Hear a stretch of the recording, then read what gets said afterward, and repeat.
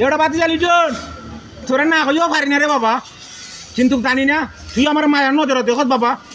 আর আমিও আছি আর তোর সত্য কথা তোর মায়ের নজরে দেখি তোর না কইও পারলাম না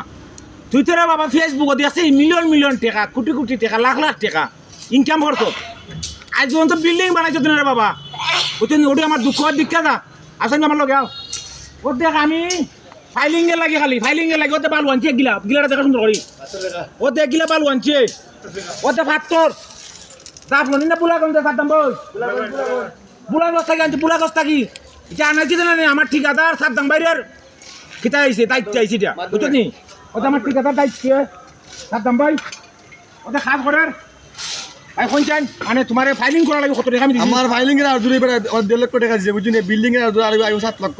মানে 8 লক্ষ 50 টাকা লাই মোট সর্বমোট খালি আদুরা আর বিল্ডিং এর টাকা 50 60 লক্ষ টাকা খরচ বুঝছনি চিন্তুক দেখ রে বাবা আমি ইরেশ দাসে অতিরিক্ত করছি আর সত্য কথা যদি ভিডিওটা তোর সামনে যায় রে বাপ লিটন তুইও করিস আমার ভিডিওটা দেখিস আর দেখিয়া কমেন্ট 1 ছোট্ট করে একটা কমেন্ট করতে যাস বাবা ওকে ধন্যবাদ ভালো থাকবেন।